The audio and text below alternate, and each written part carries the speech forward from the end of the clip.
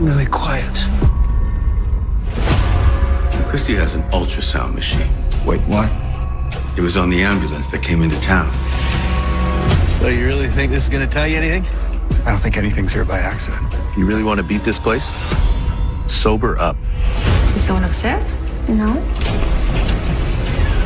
Oh my god. Ah! No.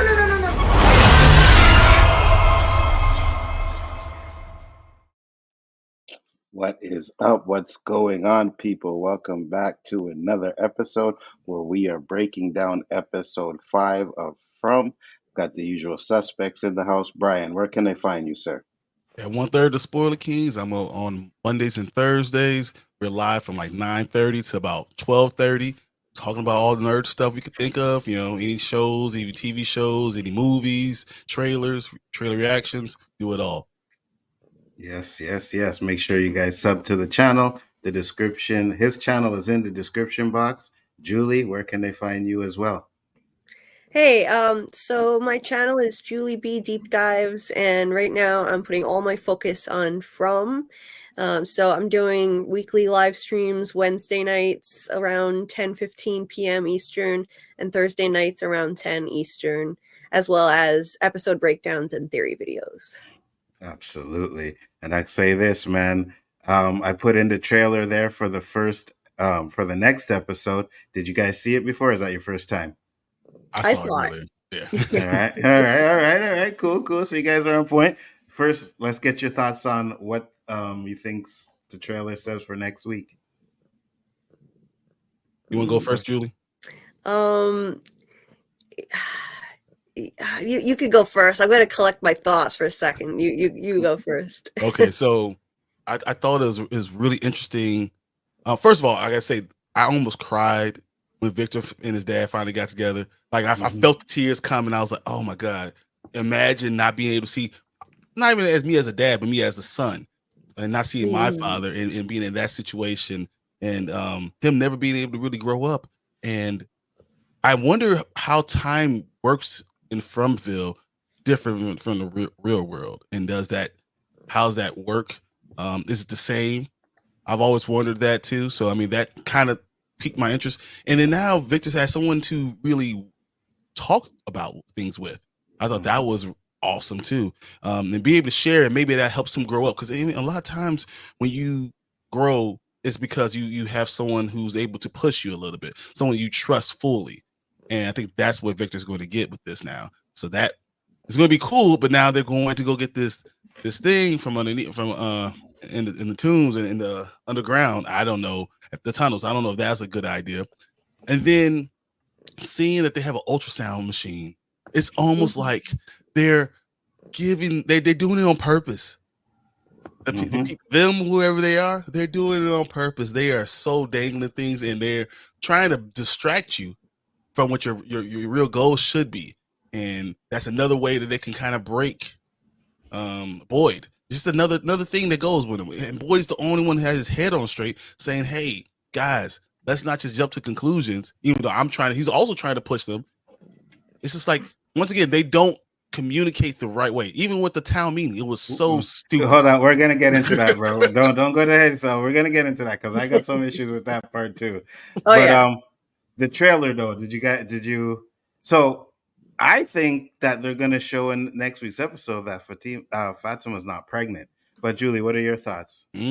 Yeah, so the ultrasound machine, that's going to be really interesting to see, okay, is there even a baby in there at all? Or is it going to be like, like there's this horror trope where, they do an ultrasound and it looks like something horrifying. Like it's not actually a normal looking fetus. It's something else. Like, are they going to go that route? Which, is almost a cliche at this point. So I don't know. But yeah, I'm on the fence because I've been really in the camp of, I think that she is pregnant with something, just not a normal baby, like some type of entity, either a baby that's possessed or some other entity that doesn't even look like a baby. I've been leaning towards that, but I mean, it would be also interesting if they find that there's nothing there and she's actually just turning into a monster. That's another possibility. So I'm excited for that. And also Victor and his father about to head into the cave like that. I'm really glad to see that, because I was worried that they were going to go, like, I loved their reunion and everything, but I was worried that they would get so distracted by this kind of, turning it into a kind of a soap opera if they go too far with it, the character drama, and not get back to, okay, let's move the plot forward. I want to go see Jasper in the cave. So I'm excited to see that. And his father, I think I agree with Brian, like I think it'll help Victor a lot to have this support that he hasn't had, this familial support. I'm glad to see that. Absolutely. Do you think that means that he dies? Could be. Who dies? Victor dies? No. I think the dad? The dad saves his life. Saves his life, and and Victor lives, but sees his dad save his life again to break his heart even more. Would definitely be a casualty, right? Because we're gonna get into that, because Julie does say something in this episode. Yeah, Henry. Yeah, Julie does say something in this episode that's like, yeah, that kind of makes sense.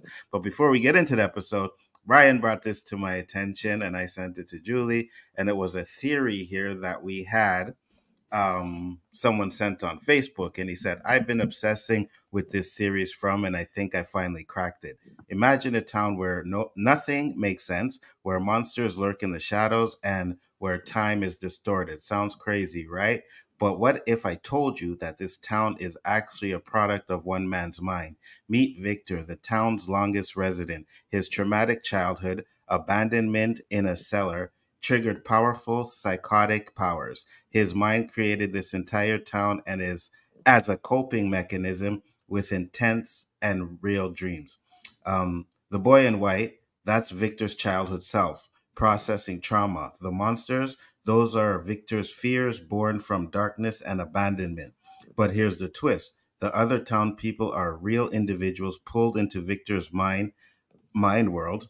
They're stuck in his dream, unable to awake. To escape, they must help Victor face his fears and heal his mind. It's not just about escaping a spooky town. It's about understanding how trauma can affect someone so much that it changes reality. Very interesting theory. And since you brought it to the attention, Brian, I'll let you start. Go ahead. I really hope this is not the right thing, because it follows the Lost kind of narrative. I had a few things that it didn't hold water for me, because Fromville was there before Victor, was the only kid left. So this thing has trapped other people before. His mother has known about it, dreamt about it in the real world. So like, it's not like, so there's a connect, but there is a connection then, right, between them.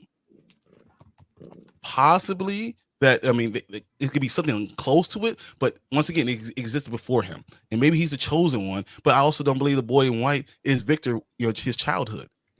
Neither do I. Yeah, and I think that's where I kind of lost me. But a lot of the other stuff kind of does make sense. It's something to that effect. Is that you can say it's a parallel universe or something like that. It's something to that effect still. But maybe Victor does control a lot of it, because once again, we don't understand how he survived all that time alone. Absolutely. I agree. Julie, your thoughts? Yeah, that's still a huge question mark, how he survived all that time alone. That's something that's very hard to grasp, even with the help of the boy in white. I mean, what was he eating? Like, how was he feeding himself? Just all those little questions. And yeah, back then there were no talismans. It's a fascinating theory. I've heard some similar ideas before, that maybe this is all some kind of creation of Victor's mind. And I mean, it's something to consider. I wouldn't discard it. I think it's a possibility. Like, and the historical things that we've seen, maybe they're red herrings, like the clues that this has been around for hundreds of years. But I don't know. I tend to think that, why are they throwing all these historical things in our face if it's not real? Like that Puritan man drinking from the skull in Jade's vision, and like the bottles that have dates there go back to the Civil War. Right. Yeah. Right. It's like, if all these historical references are red herrings, it just seems like they're just messing with us then. And that's what makes me lean away from this theory. But It's absolutely a valid theory, and it's fascinating to think about because we know Victor is deeply traumatized. Mm-hmm. He exhibits all the signs of severe PTSD. So I wouldn't disregard it. It's definitely a theory to consider. I agree with both of you guys, but I do, like Brian said, I have issues because the town was there before Victor got there. Mm-hmm. Victor's mom was seeing visions. That's what brought her to the town, right? Mm-hmm. Now, it is a possibility that the town does manifest their worst fears. Mhm. That I would believe, right? If they said that, everybody in the town or whatever their worst fears, Victor's could be the monsters. Um, they said someone had a fear of cicadas in earlier seasons, so that could be an issue too. So it could be manifesting people's fears as well. But I'm not 100% sure that I am completely agree with this statement. It would be nice to find out if it was him and how it happened and everything. But at the same time, I think there are still some holes in the theory, but definitely could be on the right track. 100%. I actually asked a couple of people about this, and one person told me they thought that it was the Garden of Eden. And, Interesting. and what you're getting is you're getting all the plagues of God are coming. People, all the plagues that he put out there, and that's what's happening. People are dying. The people walking the walking dead, walking the earth. The cicadas, all those things are just part of all the plagues that God had put out there to put out in the world. And something to that effect, and then to the end that you're going to be left with one man and one woman. Just at the beginning, you're left with Adam and Eve. Right, and we have those references to Adam and Eve too in that big painting in Ellis's room. It's like it looks like Adam and Eve in hell. Basically, it's like a hellish version of that. And there's also a little charcoal sketch that's less prominent, but there's a charcoal sketch of Adam and Eve with a big eye up above them too. So like we have these references in the show, and we have Father Khatri in season 1. He was talking about maybe we're living out book 74. Like this is like another part of the Bible that we're now living, and like so. Yeah, that's interesting. I like that. Definitely.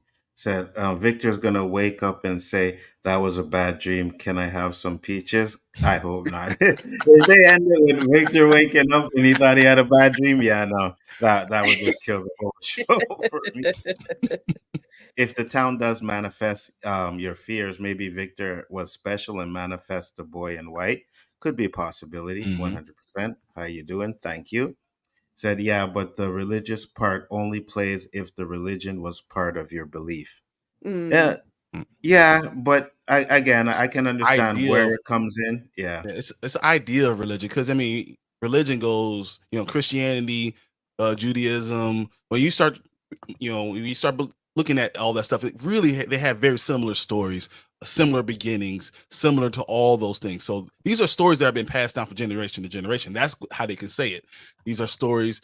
None of them got them completely right, but this is what's really going on. Something to that effect.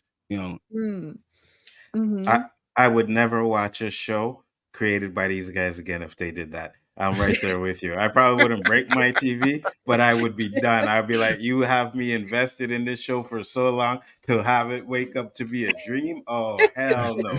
No one would do that. No one would do that. That would be just so funny. So the episode starts, and, they're in the colony house. And I like the way it started because they actually showed that they went to get Randall. They did it at nighttime, so they took the chance to go out there and got Randall. But when Randall came back, he pretty much was upset and was like, well, first off, they show his face. There we go. I think he might have told Boyd. I think he might have told Boyd already, but he tells Boyd, you left me out there. You did this to me. Yeah. Yep. That's gnarly. That's gonna be an issue. I really do think that now Randall is going to be like, against Boyd and all of this stuff, and he's gonna want to do his own things, and he's probably gonna want to try to get people in the town on his side as well. So Yep. that may be definitely be an issue with Randall. I think Randall's going to be a big shit disturber. What do you guys think? Yeah. Go ahead, Julie. It's gonna be a problem. He already had a huge chip on his shoulder before any of this, and now he's going to be an even worse agitator. I think a worse problem, and I think they underscored this when they did that. They had a shot of Randall's face from Boyd's point of view, looking down at him with his face all ripped up, and so you just had Randall looking into the camera saying, "You did this to me. You did this to me." Yeah, I don't foresee anything good coming from this. It's going to be an issue. He's blaming Boyd for this. Yeah. Brian? I think it would have been more of an issue until we got to the end of the episode with the whole thing with Dale.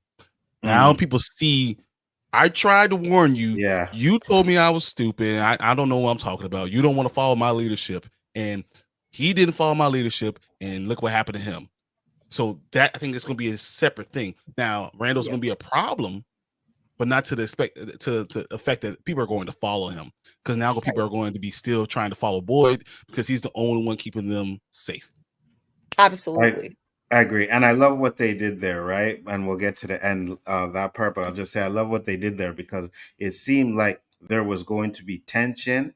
And then all of a sudden, I was like, you know what? Maybe we should actually listen to Boyd, right? You think he knows exactly what he's talking about.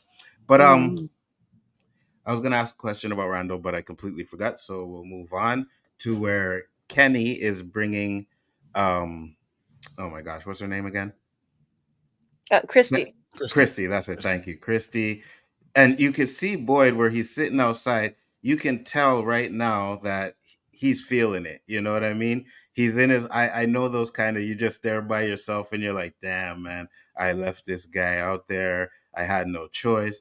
Dude, that's my question I want to ask. Do you think that if if Boyd actually explains it to Randall, he'll understand? I think Randall is the type that he's going to hold a grudge anyway. I just think that's just his nature. We see there are good sides of Randall when there's a crisis going on, like he's flown into action and he's helpful. But every other time he's just he's very like self-centered, very like quick to combative.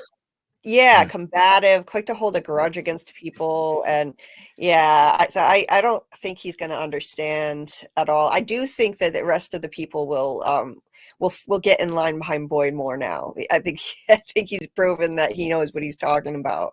Randall will just be a thorn in his side. I agree. I think it might be only short lived though. I think what's going to happen is Randall lives, right? And I think the monsters might have told Randall some stuff. I was about to ask that question. Go ahead. Yeah. So I think they said something to Randall, and then it's possible that Randall to Boyd's face, as he calms down, says, "I understand why you did what you did, and we need to talk." And Boyd's going to be afraid of that confrontation because he knows he's wrong. But in that conversation, Randall's going to drop some knowledge on him, and that's going to push us to where we need to go. That's the real thing, because right now there's nothing that's pushing us in any other direction. Right, so that might push us to another point where we need to go ahead and challenge these monsters in a different way because they told him something. So and maybe Randall isn't a thorn; he actually helps everybody. You see, so that's the question. Another one I have, right? Do you guys think like that little "we're gonna trap one of these creatures" was just something that they talked about we'll never see? Like, oh, that's what the internet was saying, so we'll throw it in there, but they're never actually going to do it. Do you guys think that's what they're going to do? Or are they going to actually try and catch one? I honestly, I don't think it's going to happen now. I think people might be a little disappointed that, they're throwing out kind of shout outs to fan theories in this season, and sometimes they're trolling us a bit with them. And in this case, I think that he's gonna backtrack from that plan at this point after what just happened. I think he probably will go a different direction, but I could be wrong. I don't know. Maybe he will still do it. I kind of with you on that one. I kind of think that they're gonna backtrack on that one because I mean, most people, unlike Nerdman, who usually comes on here, is thinks it's a hell of a stupid plan, right? It's going to get somebody killed, which could be a possibility. So yeah, I'm thinking they might backtrack on it and do something different. Brian. I disagree, honestly. Oh, okay. I think what's going to happen once again, I think Randall is going to not be the thorn that we all see him being. I think this is a near death, situation. Maybe he turns around and does something. He shares that information with Boyd, right? That information that he shares with Boyd piques his interest. And he wonders, okay, why did they say this? Well, I can't go and ask them.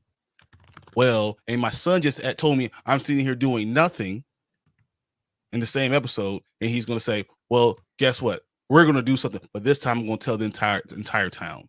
I'm going to let you guys know what we're going to do. So because we have to work on something. It's something the cop said. You have to work on something, no matter what it is.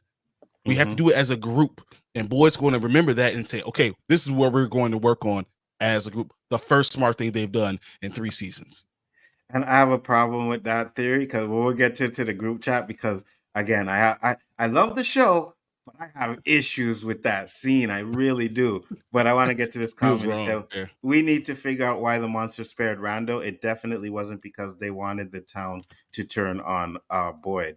Yeah, well, I'm sure we'll find out why they did it. I know Boyd's example in this episode when they ask him is because they wanted us to see during the day because we're running around here acting like everything's good during the day, but they wanted to give us a reminder. So that's definitely interesting, but it could be even bigger than that. But they finally start talking to Kenny and Jade, and we get Jade hearing. The others are bringing it to stores. What the hell happened last night? Boyd. Tabitha's back. What? She was on the ambulance when it came into town. How?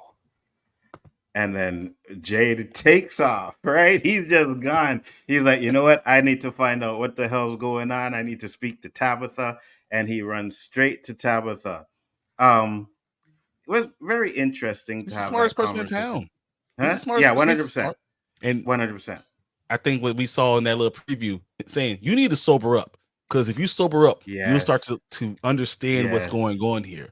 You're being stupid, you're being drunk, and you're not thinking clearly. You think clearly, maybe you can figure this crap out.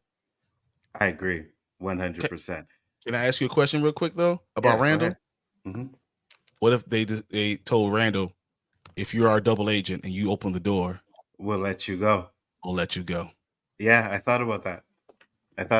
That might be interesting. But then again, do you trust them, right? Do you actually trust the creatures?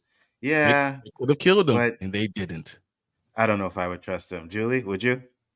No, I wouldn't. In terms of, like Randall, like keeping him alive. I think it was another mind game. It's another mind game so that they don't feel safe. They can't pretend. And Boyd nailed it. They can't pretend that they feel safe, that they're safe during the daytime anymore. Kenny said once how the talismans give them the illusion of safety. Yeah.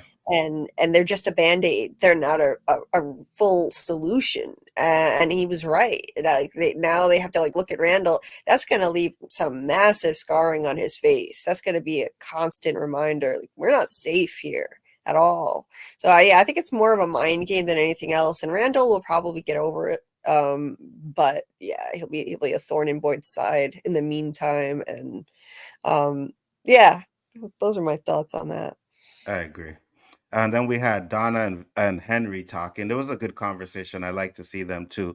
Had some back and forth. And it was also good, to see that Henry was kind of like, oh, I should have dressed up and I didn't know. And he was really excited to see his son, which breaks our theory that he was an abusive father. I think we had that a little bit. And I'm glad that they didn't go that route. I'm really, it's better that way because I think the emotion that we got towards the end, which we will get into, that was an amazing scene. I watched it 2 or 3 times. I was like, oh, don't cry. You know what I mean? For me, it was this is cool. But then when he said, man, I didn't know how to get home. Oh, ooh, yeah. Oh, yeah. Yeah, that line did it for me. You know what I mean? And then the emotion and everything. So, what did you guys think about the interaction with Donna? With Donna, that was nice. You know, I thought that it showed her softer side. I really like Donna a lot. I know a lot of people are, you know, in the Donna is a mole camp, but I personally like Donna. She has a soft side. She's a hard ass. You know, she's tough, but she showed real deep compassion for Henry.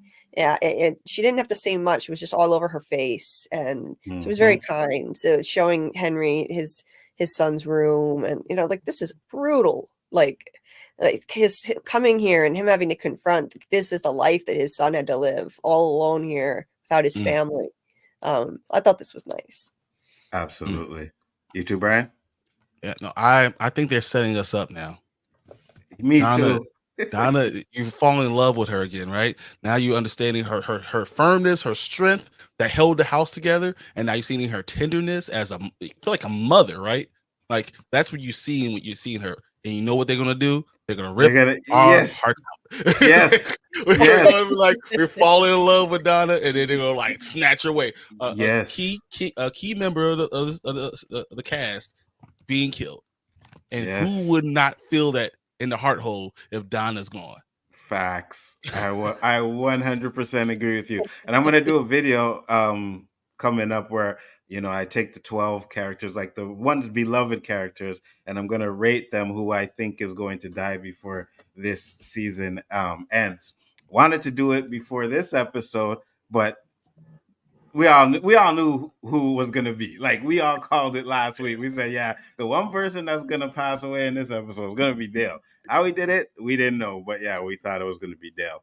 But then Victor has a conversation with Donna, and Donna actually tells Victor that his father is there. I need some things from the room. Oh, Victor, here, come with me. Come on. Something else happened last night. What? Tabitha came back.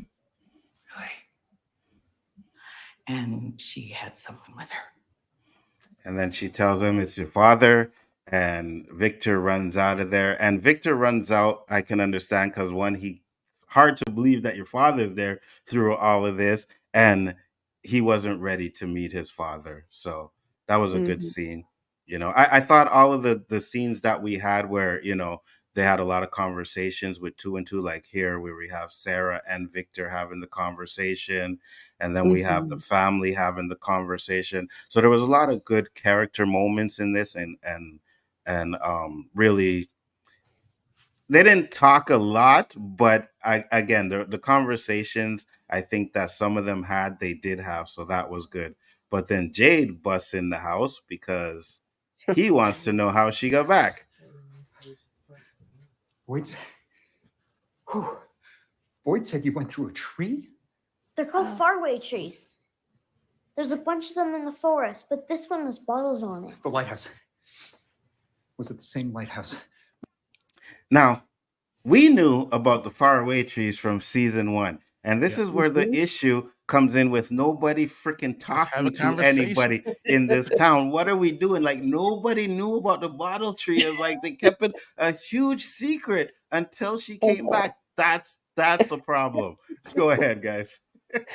Yeah, that's I couldn't believe it when I watched this scene. I was like, oh, that's right. Jade never knew about the faraway tree. Still, oh my god, it didn't ever hit me that he didn't even know about them.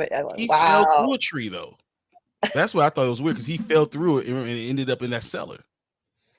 Yeah. Did Was it? I gotta go back. I don't remember. I have to go back and look at, but I think he fell through it. He should have known more than anyone. Now I think the rest of the town had no idea, but Jade had an inkling about it. He knew about it, but wasn't he always drunk? Yeah, no, he didn't fall through the tree. He went into the cellar because remember he was looking. Yeah, he thought it was like an escape room, so he seen these 2 doors and like, oh yeah, there it is. Yeah, and then he walked in and saw the dead guy. So yeah, he didn't actually have any contact with the faraway tree, you know. But Boyd knew about it because Boyd went into a faraway tree. He didn't tell nobody, right? Yep. She just found out about. Yeah, I think Julie found out about it through Victor because Victor pushed her. Yeah, through yeah, the- right. Yeah. So yeah, they don't have enough conversations in this for real, man. It's like, come on, guys, can we talk about something here? So very interesting. But he tries to convince Tabitha to go back to the tree, and Jim is starting to piss me off. No, man, if that was my wife, you wanted her to go back there, I'd be like, hell. I would have said the same thing too. Yeah, I would have said the same thing too. I might punch him in his face. You just ask my wife. She just left our kids. We thought she was dead for 3 weeks, and you tell her to go back to that tree, boy. Then you're gonna have a problem. No, I agree with you 100%. But I think the issue is like, he still lets her go back later on, and I'm like, listen, man, your kids, they thought you were dead. Like, can you at least spend some time with your kids? Maybe go like tomorrow, next week, or a couple of days. Like, you just got back, Have you even seen Julie? Have you spent facts a minute with her at all? Facts. 100%. I don't thoughts, Julie? Him. Go ahead. Yeah, I don't blame Jim for not wanting her to go back out at all. I wouldn't want that either. She just got back. They thought she was dead. And yeah, he put a little guilt on her saying, Ethan ran out of the house while you were gone and looked for you. Well, honestly, I don't blame him for trying to say whatever he could to keep her from taking any more risks again, going back out there. I don't blame him one bit for that. And yeah, like, neither of them spent enough time with their kids in this episode. Julie goes off by herself. Ethan goes off with Henry. And, like, Henry's a strange man. And they don't even know this guy. Yeah. Both of them and are it's not like, it's like you just got back and you more concerned about like going back to the tree and stuff. I'm like, really? No. And you want to take your son? You want to take him to this magical tree? Oh my God. Are you stupid?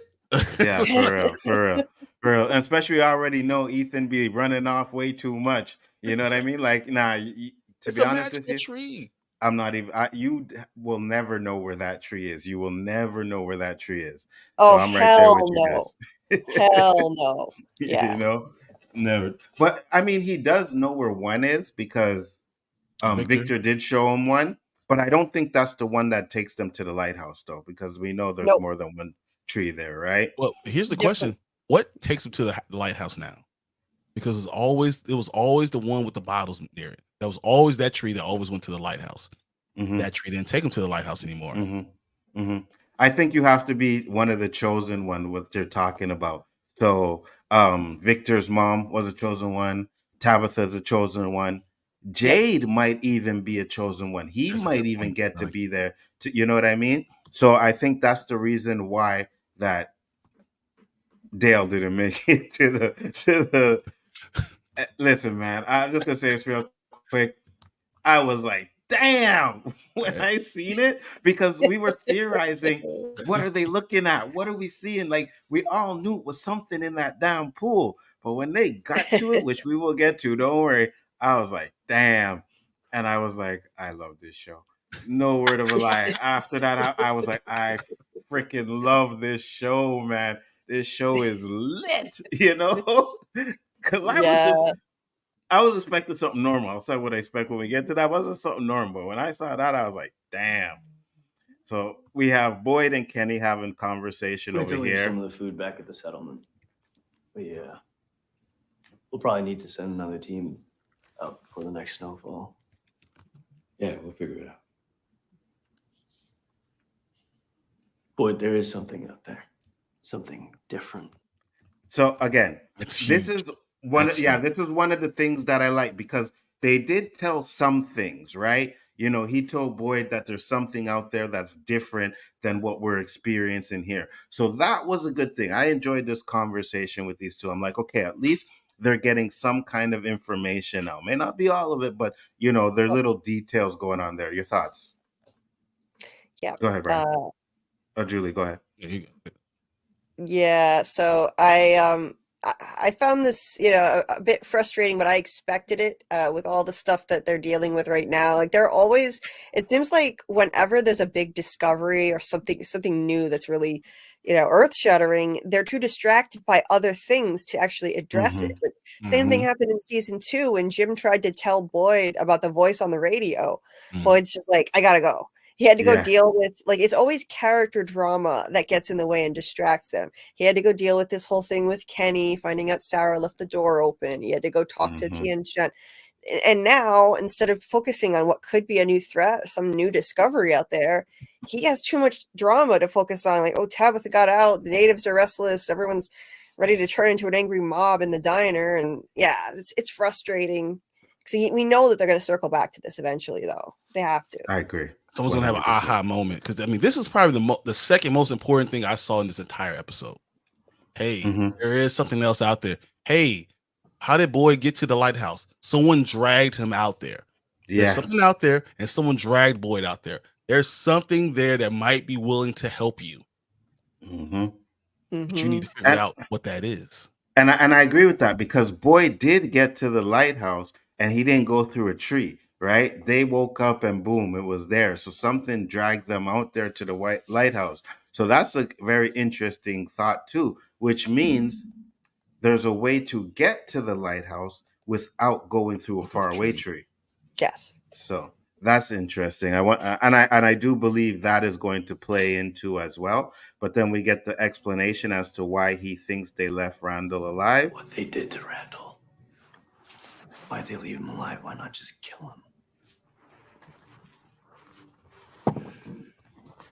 I think they want us to look at him. When the sun's up, they want us to remember what's coming at night.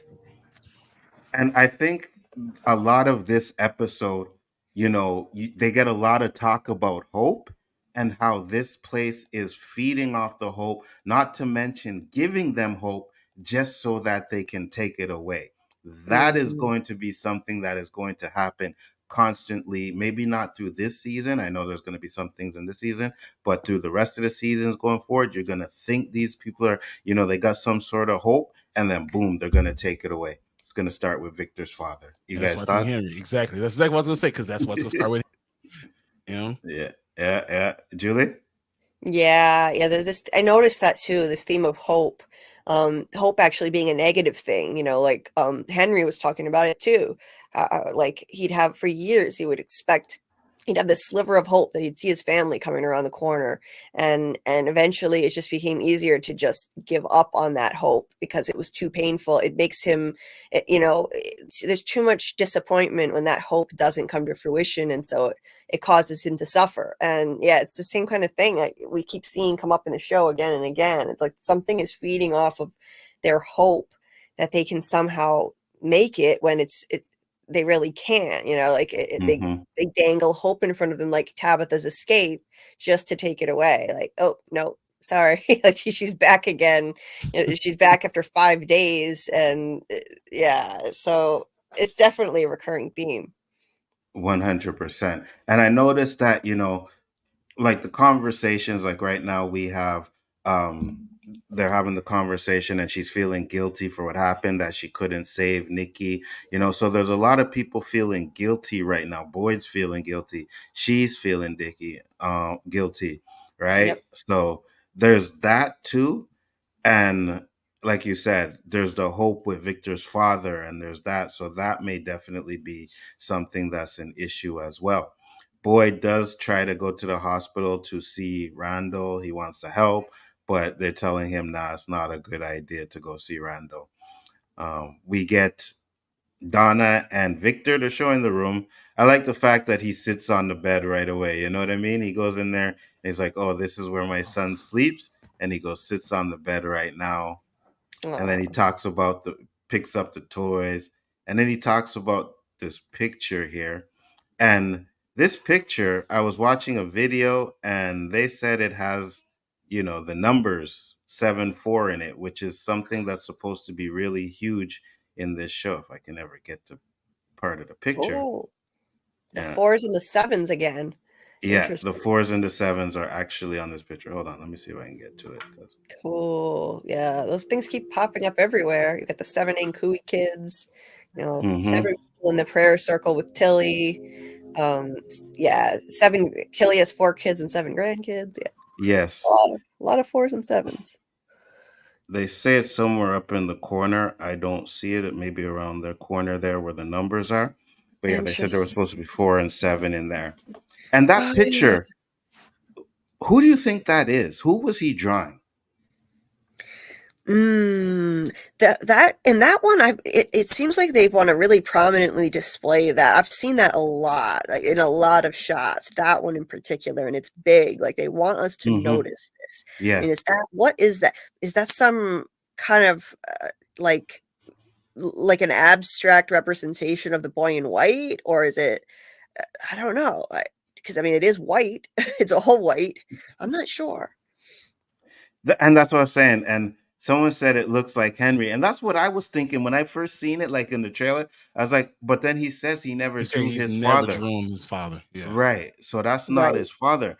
Could it be maybe what he's seen of the man in yellow with the yellow jacket? I don't know. Could it be the bigger issue that we're supposed to be having in the town? It's definitely interesting. But I do think, again, the way they focused on that picture, it's going to come back again in the future. So, guys, whenever they focus on something like that, it's probably because it's something that's going to be explored in the future. So definitely. I think it's the boy in white still. I do think it's the boy in white. Or it's the thing that took care of Victor all the time. Like maybe one of the ghosts, one of those things did take care of Victor while he was alone. And that we just haven't found that what that thing is yet. So when I did the watch party at the beginning, I was talking about some things and I was like, I have a feeling that this town is after the kids, like we discussed that, right?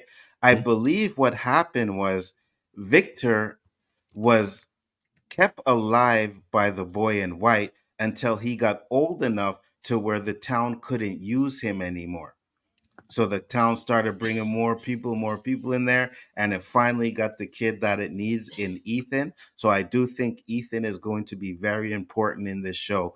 But I feel like it's after the kids for some reason, right? I think that's the most important. And the reason why is because you have the ghost kids and it's like save the kids, right? So I think that something happened to some kids in this town with the monsters or the demon, whatever. Saying mean? Akui. I have no idea. I was really hoping someone would take that word, flip all the letters around to see if they would come up with something. So if anybody's watching and they're good at doing stuff like that, do that. Take the word Akui, right? You can go, because I was like, how the hell do you even spell it? But I put on my subtitles. I was like, okay, so there it is. So anybody that's good with that, do it. There might, because that was not a real word. Either it's a word in a language I don't know, or it's not a real word and they flipped it around and they're hiding something in that word. So, or it's in Jade, maybe it is a word in a different language that Jade knows is ancient. It could be. Blah, blah, blah, blah, blah. Ancient Samaritan. And we know what this is, past Hebrew. This is what this is.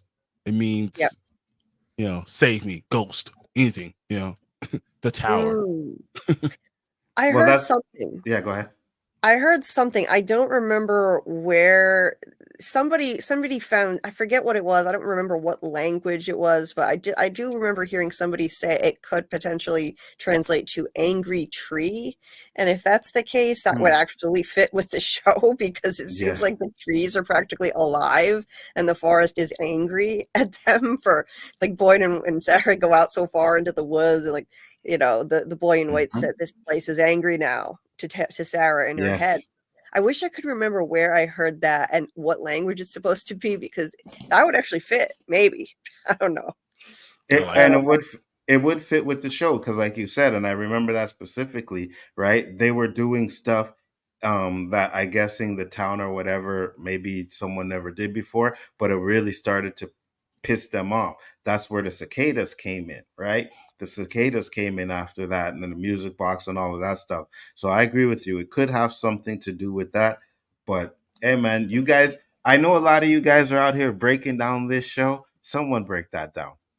Someone definitely break that down. See what we can find out about that word. Because again, I think everything in this show is kind of a hint of the number 74. And if you watch Lost, numbers was a big part of Lost, right?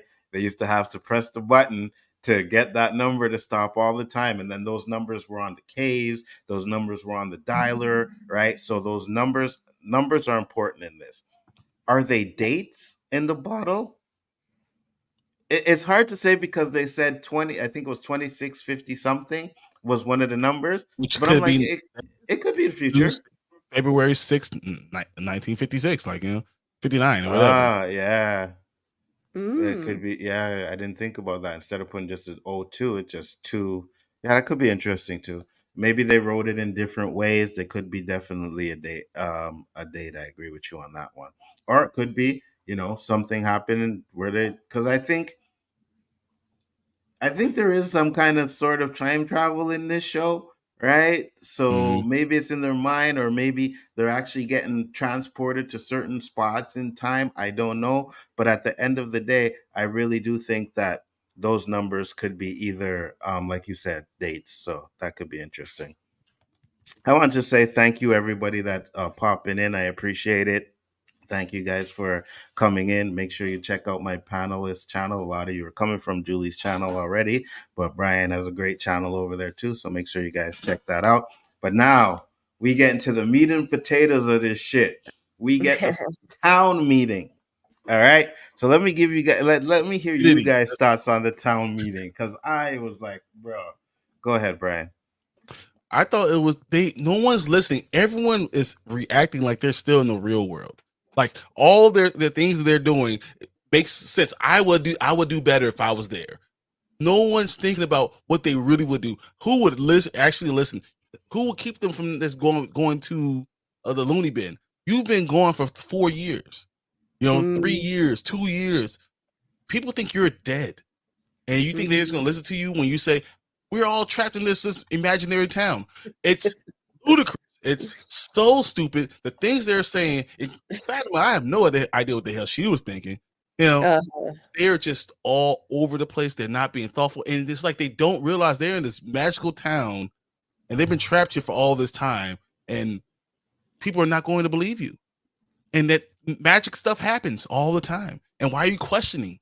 This doesn't make any logical sense. Nothing makes logical sense. So shut up. 100%. I agree. Let me get to this one. Daryl said Jeff Pinkner and Jack Bender worked on Lost, but they weren't in charge of Lost. But that's where the similarities come in, right?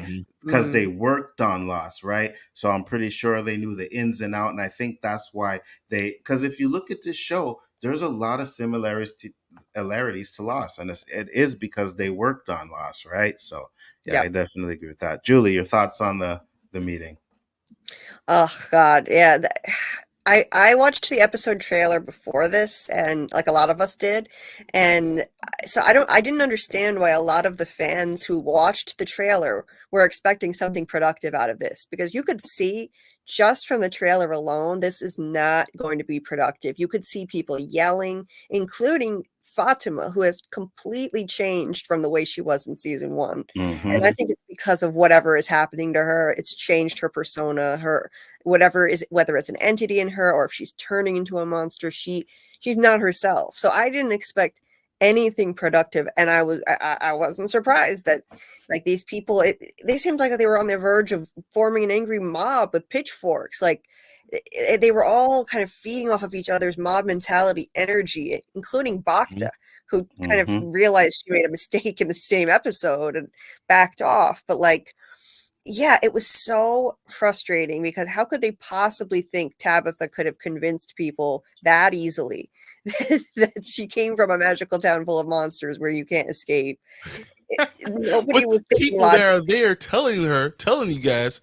She told us, and we thought she was crazy. We all thought she was just, they're telling you. Police officer, 2 EMTs, and a random guy who also happens to be someone's father, Victor's father, who knows about this stuff. Like, they all thought she was crazy. And people are still saying, I would have do better. Randall's like, let me go do it with the right thing because I'm smarter. No, you're not. It's so stupid. It's like they haven't learned their damn lesson yet. And that's why they're going to be stuck there. But here is my problem, right? So when Julie comes in to explain everything, right? And they're like, oh, so you went through a bottle tree. Explain what happened though. It wasn't just you went through a bottle tree, you went to a lighthouse and then someone pushed you out of the lighthouse window. They don't even get to that information, right? Now I get it, the town was going all crazy, but you say, listen, hey, this is what happened, right? They didn't even have any of that, right? Even when Henry's talking about how we were going to the park. Why were you going to the park? Explain why you were going to the park. You know what I mean? Like why you were going to do these things. And that's the problem that I had with it. And I get it. They had to be vague for what happens at the end, right? Because if you tell all the information, no one's going to be stupid enough to be like, oh yeah, okay, well then let's do it, right? But at the same time, when you're having these conversations, you need to get this town meeting. And I said this last week, I said everything needs to come out. Every single thing that has happened needs to come out, and it just doesn't. And I get it that the mob was going all crazy and stuff, but Boyd could have handled it, said, hey, you guys shut the F up and let her talk. You know what I mean? Yes. That's the thing. They didn't just let her talk. Before she even got there, they were already ready to pounce. Like, where's Tabitha? Yep. Where is she? She didn't even get a chance to calmly explain. They were not thinking logically. It was all just raw emotion. And this is not the town meeting that people were hoping for all this time. They need to sit down and calmly. Everybody just say, okay, yeah, I saw this weird vision. I had this dream. I did this. I did that. I went through a tree. Like, everybody pull your information together calmly and logically. But it seems like these people are not capable of that. They haven't practiced it. This is the first time they've done it in all this time to be watching it. They haven't worked through. Let's get a council, since it, as what was said. Jade said, if it's more than 3 people talking, then it's not going to go anywhere. Maybe you have a council that looks to help the whole town. Because if everyone shouts at the same time, nothing gets done. And they just haven't gotten to that part. And I don't understand how we've gotten so far, and they still haven't gotten to the point where they realize we can't make decisions as a group. We need to have elected someone who listens to us and it goes, that person, Donna and Boyd, they talk it out. This is what we're going to do. I agree. So it said John Griffin never worked on Lost. From is John Griffin's baby, his magnum opus. He came up with the mysteries and knew all the answers, and then got Jeff Pickner and Jack Bender on board with From. I agree with you. That I don't deny that, but I'm just saying, with the fact that he brought these guys on, right, it's for obviously, hey, what's the ideas, past ideas, get help on stuff, right? And that's why it's so close to Lost, because I'm sure you can have a story where it's like, oh, I know what I want to do, I know what I want to do this, but it's how do I get from A to Z, right? And I think that these guys are helping him get to A to Z. That's why I think it feels like Lost so much.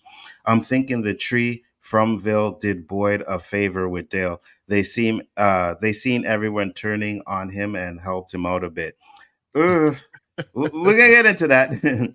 Henry could have told them that they were trying to get to the tree in the park, and it wouldn't have stopped Dale from going to the tree. Henry being interrupted didn't change anything. So I agree. Getting all the information out maybe not have helped or maybe changed Dale at all. But at the same time, you still get it all out there, right? And that's what I think is what needs to be happening when these issues. Like, Jim should be talking about the call that he got from his son. You know what I mean? Like, everybody in the town should actually know what's going on and shouldn't be left in the dark because they're all in it together, Because they're forgetting a huge, big part of the puzzle was Sarah. And talking about what did Sarah see, what happened, things that happened in her arm. Like, putting all this stuff together will give you an answer. But instead, they're not listening to each other. They're shouting at each other because they all think they have the answers. Once again, you need to have a council. that looks at all these facts and put the puzzle together. That's the problem. Yep. They're not doing it. I agree. Season 1, episode 2, Fatima told Julie that how the meetings were in the past and they stopped. She said they had visions and dreams, and the only thing they agreed on was they were stuck. Yeah, exactly. And that's probably why they didn't have the meetings for a while. And I agree with you. But at the same time, because since the series started, the town has been changing, right? A lot of things have been happening that have never happened before. Victor was watching, counting the trees. They were moving. The weather's getting different. It's snowing. The creatures are doing certain things. So at the end of the day, I think we need to talk about this, and they need to sit down and have actual conversations, right? Because they're asking Julie, did she contact anyone? Victor is over there. I'm sorry, Henry's over there telling her well, to be fair, I thought she was crazy, right? And that's another thing. It's to be fair, I thought she was crazy. And they're like, oh, but you believed. Yeah, I believed because my wife was having dreams of this place. You know what I mean? It's just simple to put that information in there and get it out. And okay, so your wife was, which brings up other questions. And how the hell did you not ask Henry, you're Victor's dad? That never came to me, was mine. Right. It's crazy. That would be the first thing I thought. Hey, you're not just anybody. It's not coincidence that you got here knowing Victor's been here for longer than anyone. He was the child that was left behind. Let's talk about those things. Let's put this puzzle together. But once again, you can't have a conversation with 50 adults. No. You have to be 5. 100%. I agree with you. Go ahead, Julie. Your thoughts? Yeah, that was a great point. I would be curious to talk to Henry. I mean, the father of the person who's been here the longest. Give us some insight. Let's listen to Henry a little bit. Everybody shut up and stop shouting over each other and actually give people the chance to talk. So incredibly frustrating, and I understand. I understand why they feel this way, but it's just. I just felt they completely got out of control, and somebody needed to organize this in a way. Everybody shut up and let somebody speak, and then everybody can vent your frustrations one by one. But it needed to be more organized. And Jade was right. He called it. More than 3 people in a meeting it's pointless, I guess. Facts. And when you're watching this meeting, because I was going back and watch first. Dale has been a prick throughout, right? But he has an episode here, a little, cameo here and there. But he's had a lot to do in the past couple of episodes, right? Yep. You knew he was gonna bite the bullet, right? And especially the way he was going off in this town meeting, I was like, oh yeah, okay, well, there's no doubt in my mind it's gonna be you. I was like, Dale, you're a red shirt in Star Trek. You about to fact. That's just what it is. I had a feeling I thought maybe they might give it someone else a death. You know what I mean? Because Dale was kind of obvious, but no. It's they did what they did. I think they're still saving that maybe 1 or 2 few beloved deaths. I still think we're getting one of those. The deaths that we're getting now, other than Ten Chen, haven't been really a beloved character. She was, right? Who else would kill you though? Who else will hurt you the most? It's only Donna. Donna's the only one that will kill us right now. Yeah, I kind of Donna and Ellis. It's Donna and Ellis. That's it. You know what? It's funny because when I was on Julie's stream, a lot of people didn't like Ellis. A lot of people don't like him. So I don't know if that would be, maybe Fatima. She's kind of a beloved character, but I think her story. She's not gonna die. She still has a lot to do, and unless it happens at the end of the season where it's whatever it is. But again, I don't think she's gonna die. She's gonna turn into a monster. So that's that. Said, I agree with Jade to Jim. That's important. When the audience said meeting, that's what we mean. Yeah, 100%. All those people didn't need to be in the meeting. Some of them could have just got updates later. She did. Yeah, just have a few people in there to discuss it, you know what I mean? And then decide what you're going to do later on. They're like, this is what we're going to do, right? Yeah. She did tell the preacher, I wouldn't be surprised if the preacher who crashed into the car that brought them back. Oh, that would be interesting. Mm. They never did show the car that crashed into them, right? These people are way No. too reserved. I'm a little tattletale, I would say. Absolutely. Oh Especially yeah. when they're yelling at you. And the boy's like, oh, well, the tree.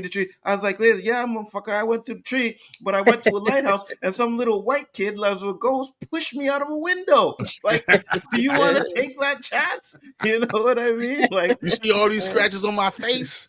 This is not because I did it to myself. It wasn't trees that did this. It was me falling from the lighthouse. Facts. I went to the hospital for a reason. You know what I mean? Like, come on, bro. What are we doing here? Boyd and the record keeper need to be the ones need to one-on-one interview each resident and gather info, ask questions because they're idiots. I agree with you 100%. I think what we think about the water is true. I think they all being drugged to be less rational, except Jade. He's just only drinking drinking alcohol. Ah. It's a good point. Yes, very frustrating. Fatima, shut the F up and tell how you've been eating rotten food. And that's just it, right? She's going off and yelling about this and that, but she ain't telling her information in that meeting. Well, I probably wouldn't have said anything in that meeting either, because now, you got the whole town looking at you funny. Yeah, I probably wouldn't have said anything there. They can agree on roles in the town, share food, but the one thing they can't do is talk. Agreed, 100%. Yep. Literally, they should have a vote. They should have an elected official. Boyd is the leader, right? He's the the sheriff. So you got Boyd there. You probably could have an elected official or two. You got Kenny, because he's the deputy, and Donna, and call it a day. Us five will figure out, and whoever the smartest person is, that's all we're gonna take. Yep. Tamika, you are correct. Ellis is a pain, but that would hurt Boyd 100%. Yes. You want to see him not care anymore? Kill Ellis. He won't even care. He'd be like, you know what? F all y'all. The only one to bring him back from that would be Kenny. That'll be it. Absolutely. I agree. I'm hoping Ellis is going to have an incredible arc, but season 5, he's a hero like his daddy. Yeah. I think he's been pretty much, in the backgrounds of this season so far. But I think with the reveal of what's going to happen next week with the baby and everything, I think we're going to step it up with him a little bit more, right? Because it's either he's going to be happy, okay, we're having a baby, but then we know something's wrong, or, oh, you ain't even pregnant? I think we're getting a divorce. That's what I'm doing. We're getting a divorce. This season is about breaking Boyd, so by final, Boyd will break. You know what? Yeah, and to break Boyd, that's Ellis.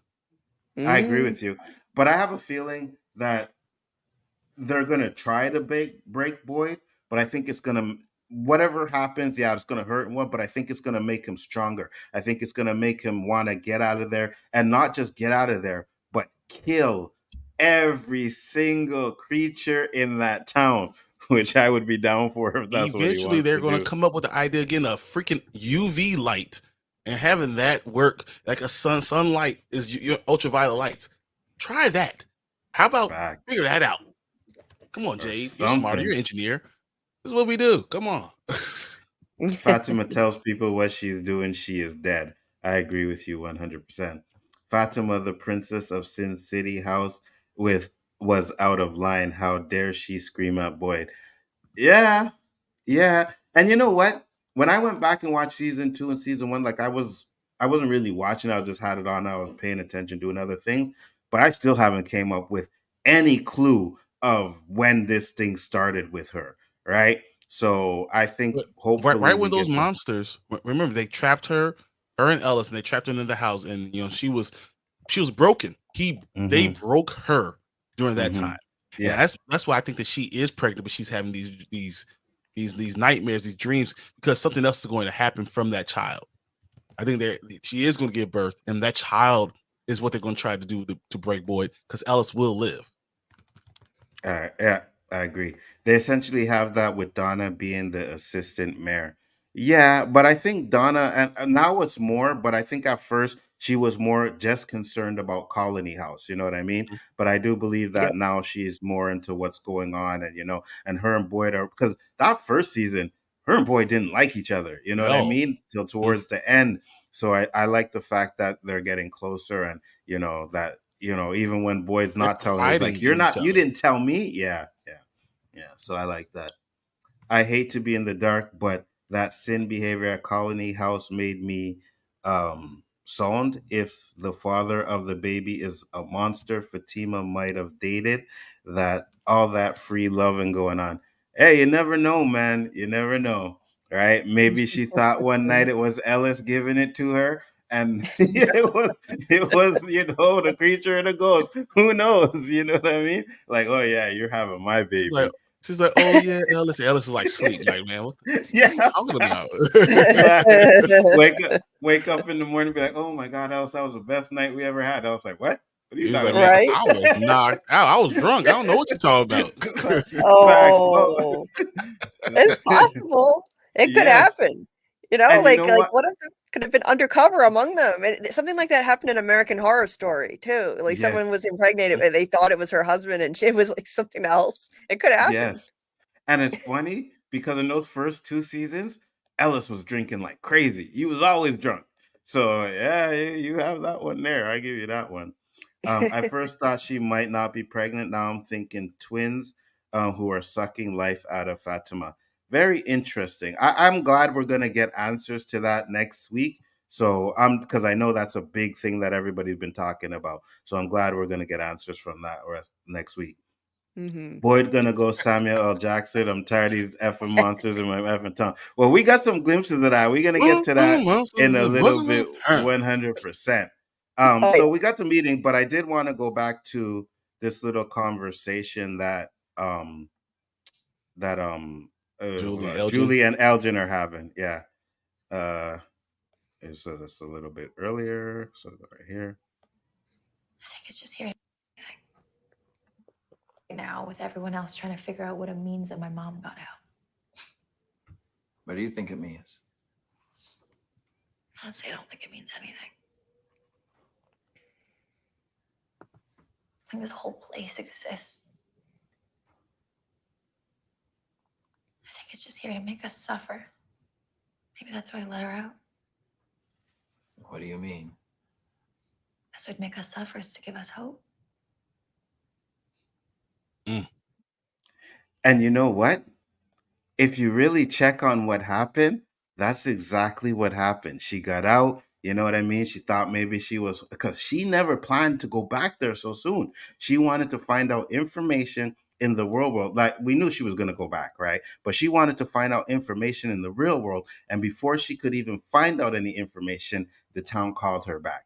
Not only did it call her back, it called her back with Victor's father, which is going to give Victor some hope. And then they might take that hope away from him as well. Yep. Boyd is having hope, right? He's having a baby. His son is there. There's something they're going to take away from Boyd as well. So I agree with what she's saying. I think that's a big, a big clue in the show as to it, people hope, and it's feeding on hope, and the more hope you have, the better, because it's going to take it away from you and it's going to hurt you even worse. What do you guys think? Makes me sad. That's too right. Julie? Yep. Yeah. I think Julie's quote was spot on. I definitely think this place, it thrives on dangling hope in front of people than just to snatch it away. And it feeds off of people suffering in that way, giving them false hope, then taking it away, causing more pain and suffering. Yeah. She was actually right on. One of my favorite quotes of the episode, actually. I agree. I think Elgin's going to be a big character going forward. I think him seeing the ghost and the what's that thing called, and that outfit, seeing her, I think it means more. I think he had visions before when they first got there. I think he's going to be a big character for them getting, understanding what this town is. Talking to him is going to go a long way. He's been kind of on the outside. Come on, thank you. but yeah, he's been on outside for a while. But now he's starting to get something that they need socially with Julie. And I think that's going to have him open up, and then the rest of the town's going to realize that, oh man, Elgin's special. He's able to communicate. He's able to see things that we don't really see. And once again, you talked about these children, right? Technically, these are still children. They're not 18 and not 21 years old. They're still kids. They could have a special relationship with the rest of this town. Yeah, I agree. So this comment came up. It said, in the opening credits, there's a picture of two boys in the Miranda's basement. There is a painting of two boys. Could be the twins, 100%. But also, there's the painting where you guys talked about it earlier. It looks like Adam and Eve, right? Light skin and a lighter skinned woman. Could that be Ellis and Fatima? I think so. And then if they're having the baby, right, Twins that would make sense. Yeah, that would make sense. Yeah, I think that represents them for sure. Definitely. So if that's the case, then I would believe she probably is pregnant and she's giving birth to, like, I guess you would say, Abel. And then one of them kills. I'm telling you, man, it's writing itself. These are books in the Bible that are happening. The plagues, all this stuff is happening. And if this is the Garden of Eden, this is starting to make sense. I think that's what's going on. I agree with you. So we have the town meeting. They have the meeting. Jade is still in the house trying to convince Julie to take him to the tree. Ethan asks, why didn't you go to the meeting? And we have the line. One thing you learn when you're older, any meeting with more than 3 people is basically pointless. And, it's funny because I know we've all probably been in a meeting, and that's 100%. When there's more than 3-4 people, oh my gosh, sometimes you get these people asking questions and saying stupid stuff, and it's like, bro, what is wrong with you? You know what I mean? Yeah. Like, no, like, I can't take it. Go ahead, Julie. Yeah, he's absolutely right. He called it. He knew it was going to be a waste of time. He didn't even bother showing up. Yeah. It's unfortunate. I know everybody wanted a town meeting so bad, and like they had their hopes up for this. They did, and they didn't do anything, right? And I guess that's the beauty of this show, right? It's like they tell, oh yeah, guys, it's going to be a town meeting, but you're not going to get everybody talking. I know that's what you want, but no, we're not doing that. It seems to me like scream at each other. Yes, everything that we want and that people talked about online, they giving it to us, but they're not giving it to us the way we want to see it. You know what I mean? They're showing this is actually how a meeting would go. I think it would go a little bit different because I would have been Boyd. I would have made everybody shut the F up and let Julie explain exactly step by step what happened. You know what I mean? So at least people get a clear thought of that. I think the boy in white can control where you go in the trees. That's interesting because anytime he did actually send Boyd in the tree, and Boyd ended up in like a chimney, but it did end up where he needed to go because he ended up going outside, meeting the guy chained up, getting the worms in him, which was able to kill a monster. So I agree with you. I think they do help you in a certain way. So that's definitely possible. Giggity. Julie got pretty deep and dark, so it's going to indica. Oh, I got you. Yeah, the weed. Yeah. Hey man, I don't blame you. That's all I smoke is indica, so you're doing good. I was thinking Kimono was trying to tell Elgin to help save Fatima, but now it might be Julie he needs to help. Interesting. Go ahead. Be there for her. I think Julie's lost a little bit, right? Because she feels alone. When you're at an age that's 16 years old, you feel alone, right? And I know you guys were saying Elgin's a little older. I feel like because he was talking about his grandmother raised him. I feel like might be like 17, and in that same type of thing, 17, 18 years old. They need that kinship because everyone sees us as children, but they're not necessarily adults, and they need that together. I think they have gone through things that no one wants to take them seriously. I think all those things matter, and then they're gonna start realizing if we don't listen to everyone, especially these kids, we're never gonna get home because they probably have the answers. They're seeing things that we don't see. Is it technically a baby or a pod without a heart that's taking space like a parasite?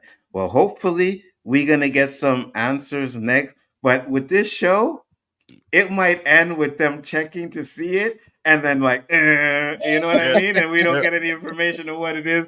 And I'm like, oh Next week. man, you guys, yeah. I'm like, Yep. you mother effers are really doing that, right? Because it wouldn't surprise me. It wouldn't Nope. surprise me unless they have something else in store that they're not going to show us yet, and it's like, oh yeah, okay, that. But I think they'll tease to right up to where is it a baby or is it not, and then we'll cut to black and we'll have to wait till next week. Facts. That meeting could have been an email if they had internet. Facts. 100%. I love that. I love that. Said guilty. I wanted that meeting, but now maybe they need a therapist to talk to everyone one-on-one and write all the notes. I agree with you. Season 1, episode 7, Victor sees BIW Boy in and White. sends Boy and White. Yep. Okay, my bad. Yeah, and sends Julie through the tree. Season 1, episode 10, Boy and White tells Sarah to go through the tree. Season 2, episode 10, Boy and White is in the lighthouse when Tabitha goes through the tree. I agree, 100%. I do think the Boy in White is there to help them, right? And that's the thing. I think, because remember I said about the kids, right? I think the Boy in White was maybe like, let's say it's like a cycle, right? Where it happens all the time. The Boy in White was the one kid left that the creatures got, right? They got him. Then Victor was the second kid that got away, right? He was able to grow up and become old, got away. And now we have Ethan in there. And I think Ethan is around the same age Victor was when he was there, right? So I think they have maybe a threshold to where they got to get them at a certain age. And I think the Boy in White saved Victor from that. It could be, it's interesting. I don't know if that's the case, but that's my theory. So anyways, what do you think? What do you think, Julie? Yeah. My view on the Boy in White is evolving. It's evolving. For a long time, I thought that he was on the side of evil in some way, but now we've been given a lot more information this season. Like not answers, but just circumstances and just the way that he said Tabitha out. If he were just on the side of evil, what good would it do the evil side to send her out to meet Henry and get all this insight that they never had before into the cycles and the chosen ones and see all those paintings? Like, to me, I think now he is trying to help, but there's just only so much he can do. He can't send everyone in a conga line out of the lighthouse window and get everyone out, because clearly it doesn't work that way here. So yeah, I agree that in some way he's trying to help. He's just limited in what he can do. Absolutely, 100%. Danny, Road to Wisdom, my boy, said, Nzo, you watch this junk instead of Penguin. Don't ever call my taste in show suspect. Stay off that strain you on. So first off, Mr. Comment Chat, come on, Danny. You see how much people is watching right now, right? So it's obviously I'm not the only one, right? You see how much people is watching the stream right now? People are loving this show, Danny. They are loving this show 100%. And I am here for it. And yes, it is, as you say, the best show on TV right now. Yeah, easily. Let me, in fact, 100%. And let me bring this to Danny. Remember what happened to LDG with WandaVision? If he was into this show, he would have been in the hospital. So for those of you who don't know, I had a friend who, what we do here is break down from. He did that with WandaVision. I mean, he was pausing, looking at pictures, making up theories, and everything that he did is what we're doing with this show right now. And I love it. So, he said, oh my gosh, I fall asleep. Yeah, but you don't like horror movies and stuff like that anyways, Danny. So it's all good. I feel that Julie, I guess we gotta go back from season 1 though, as he's a roughish individual. I feel that, Julie. Okay, roguish. I got you. Yeah. Said in season 1, episode 4, Ethan says they're on a quest and that they have to rescue someone to go home. Then Ethan says that Thomas is on a quest and that he will help him save them from the kingdom. Yeah, it's definitely interesting.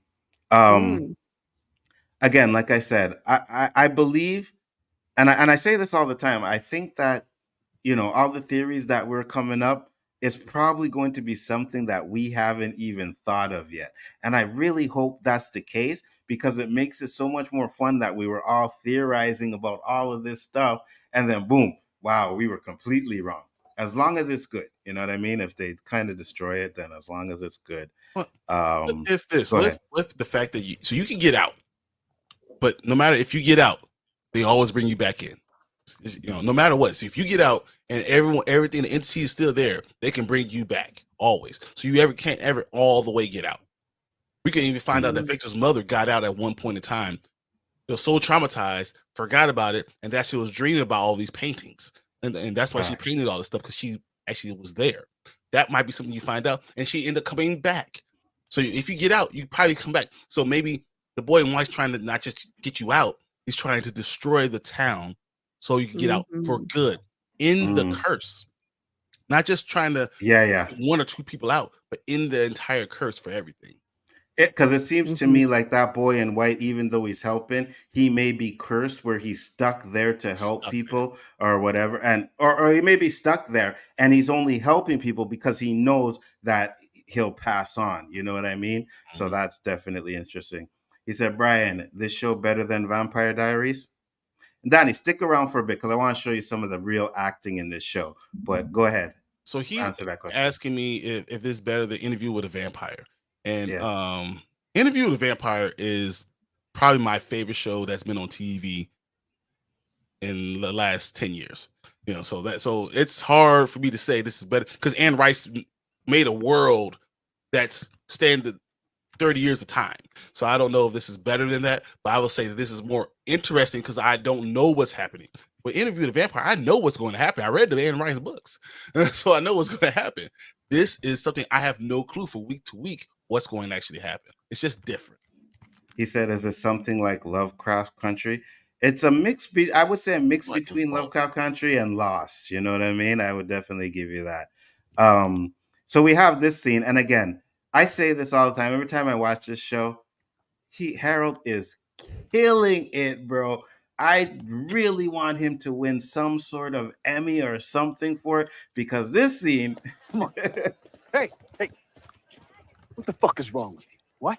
We are sitting on a powder keg in there, and you and Fatima are lighting matches. She's upset. Oh, yeah? Well, guess what? We're all fucking upset. What we need to do is calm people down. Okay, or maybe what we need is for someone around here to start doing something instead of sitting around worrying about what could go wrong. Is that what I'm doing? I'm just sitting around. Is that it? Maybe what we need is to start taking chances. Oh, you want to take some chances? Okay. Let's go. Who you want to take a chance on? Whose life are you willing to take a chance in gambling? You know that's not what I'm saying. Tell me. Because I want to know. Who we going to march out there next, huh? Huh? You want to do something, right? So tell me. Who's next? Who's your pick? Who's your pick? Yeah, I played that a little longer than I should have, but that shit I love Boyd, man. You know what I mean? His facial expression, the way he's acting, like you really believe that he's like, okay, all right, motherfucker, you want to pick somebody? Let's do it. What do you guys thoughts?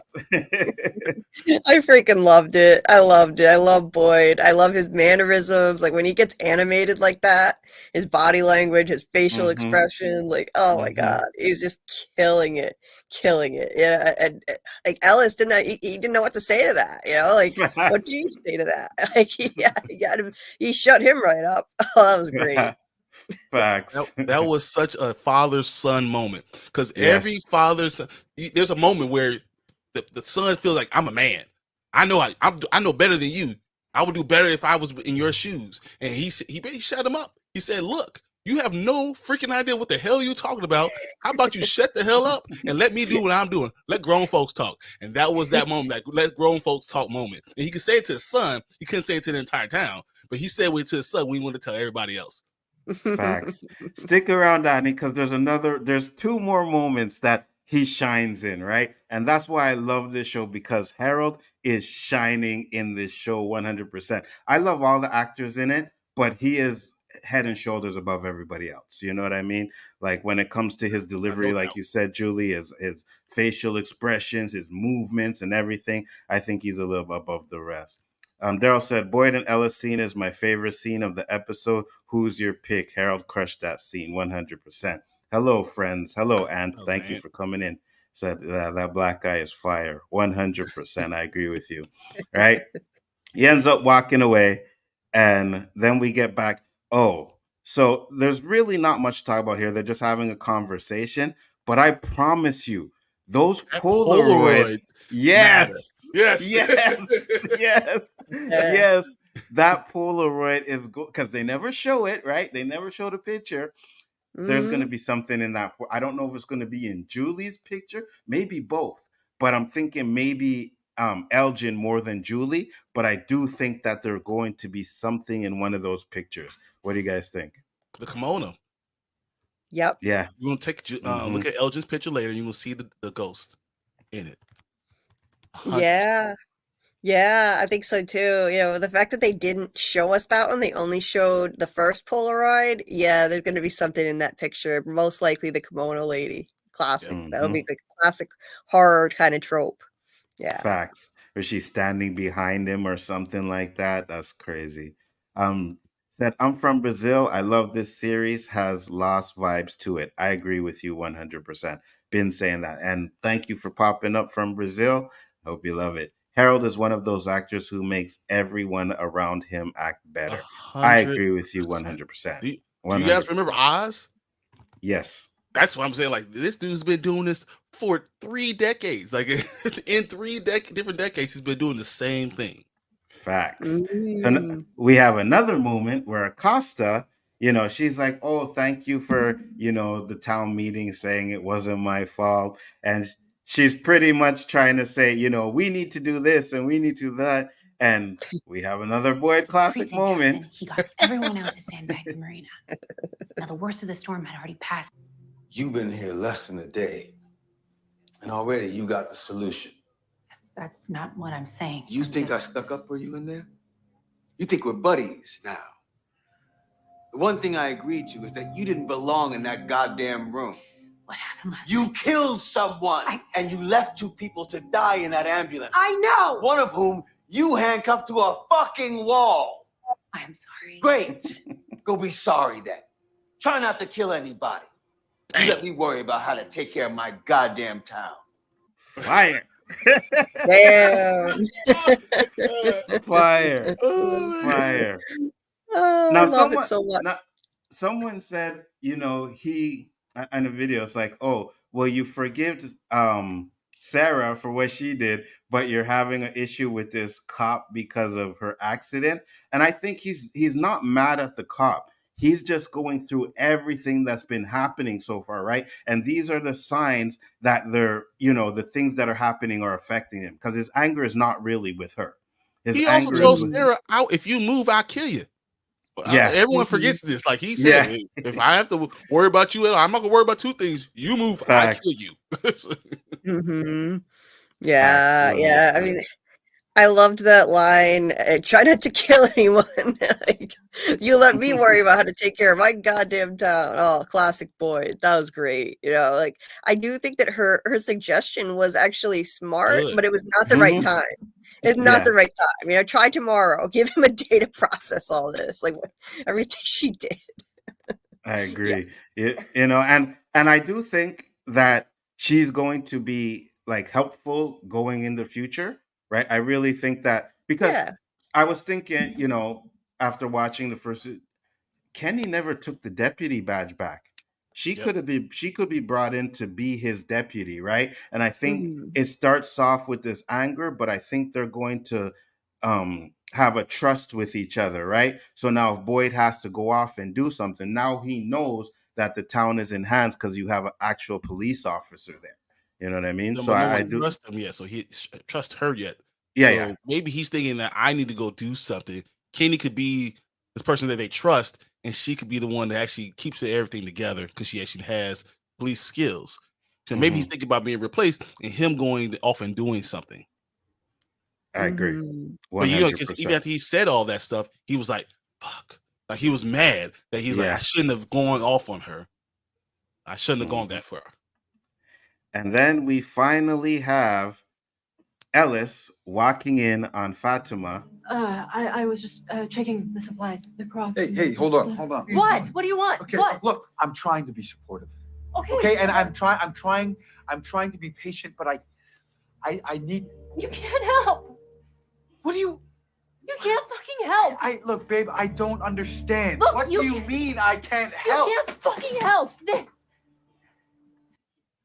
So at least she decided to finally tell Ellis, right? And it's of course it's because she got caught, but you know, again, you tell half truth. You tell about the stuff you eaten, but you didn't tell about the blood. You know what I mean? You didn't go that far. And I get it. I guess maybe you you probably wouldn't tell that either. But it's good to know that there's no way right now. Yeah, you skipped that part. You know what I mean? But it's good that she actually told Ellis. So, what do you guys think? Yeah, I think it's good. I'm glad that they didn't drag this out any longer. Like, at least he knows something. He doesn't know all of it, but it was nice to see. Okay, like, yeah, he got some information. He knows about the rotten vegetables. He knows something's wrong. There's no way she's gonna fess up to the blood drinking. That's not gonna happen. But yeah, this was good to see. I mean, this reminded me so much of my wife, honestly. Like, she would tell me all the things I need to know. She ain't telling me everything. She ain't gonna tell me about the blood. She ain't gonna tell me all those things.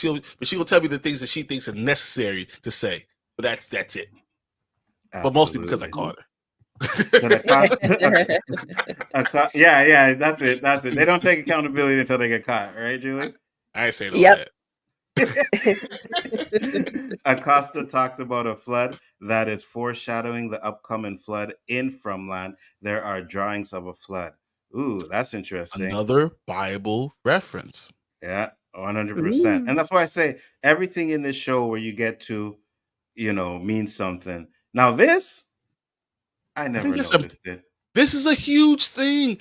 Me too. The most important thing in this entire episode. Where the hell is the motel? Me too. I was like, because we see the sign all the time. And I was like, oh man, there's no motel there. Could that motel be like an invisible or a portal or something? Because it seems like there's supposed to be something there, right? And if there is something there or was something there, what happened to it? That's the question. Or Go is ahead, guys. Evidence of something that happened beforehand. There was a motel there. They almost figured out all this stuff and it burned down. They got rid of the evidence, but the motel the evidence is still there. Or all those monsters are from that motel, and they're the first inhabitants. Interesting. But I think that motel sign is huge, and it's something that we just glossed over. That it happened and glossed over. On to the next thing. That's going to be the biggest thing in this entire episode. Facts. Because we watching this is the third season, and we never had anybody mention, hey, there used to be a hotel here or anything until now. So that means something. Go ahead, Julie. Yeah. This is something that like fans that have wondered about too. Why is there a sign in a pool and no hotel? Where is it? And yeah, like this could be important to the plot. I don't know what it means yet, but for one thing, the fact that Henry suddenly noticed it, I think it definitely foreshadowed what happened later with the pool. Just the fact that he called attention to this area, and now at the end, like boom, we've got Dale. But yeah, there could be something to it. I've seen theories online that there could be something related to the hotel, had some kind of portal or something related to the hotel. Something happened there in the past. It's interesting. It's just something to keep in mind going forward. Absolutely. And then we have the reunion, which everybody was waiting for. And I honestly don't think they disappointed us.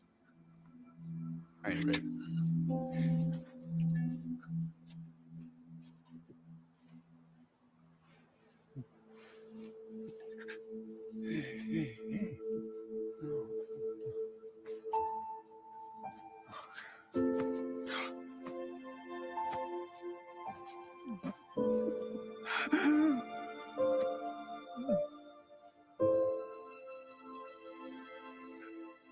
Didn't know how to get home.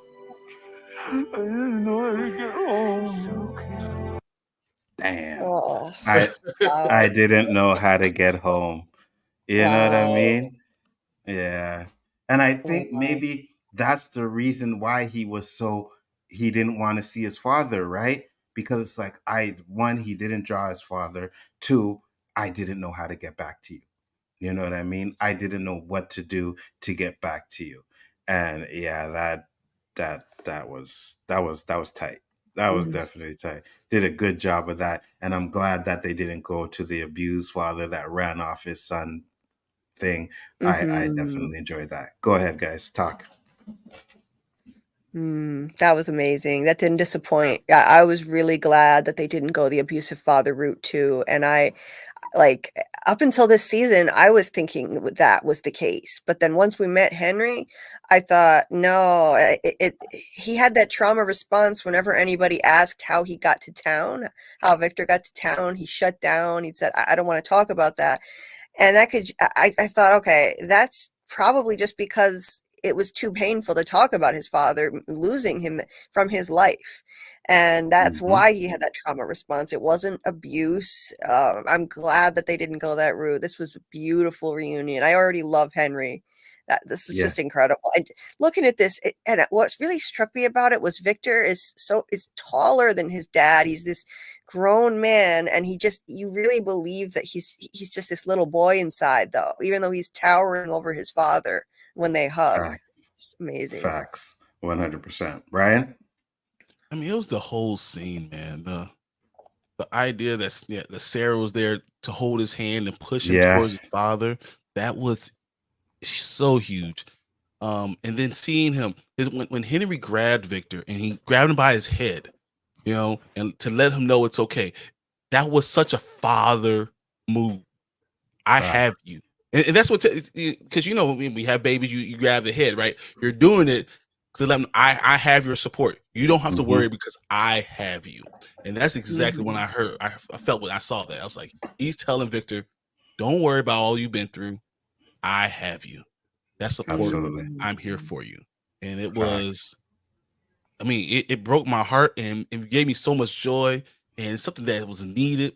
And it makes me worry that they're going to snatch it away from me again. Facts. 100%.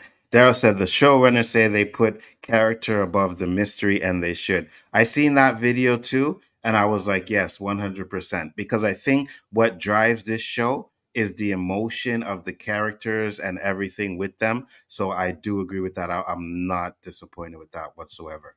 Before this, I was like, I don't trust Henry. After that tearjerker, what a beautiful family those two are. Facts. The acting from these actors is just beyond plush. I agree with you 100%. Listen, a lot of actors in this show, they need Emmys. They need to win some sort of awards for what they're doing this season because they are killing it. Every single one of them is doing a bang up job.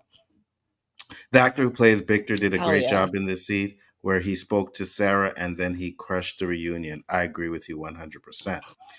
The way Henry hugged Victor made me miss my dad, and I ain't seen that man in 20 years at trauma. Yeah, I know. I feel you 100%. Mine passed away, and I made me miss him too.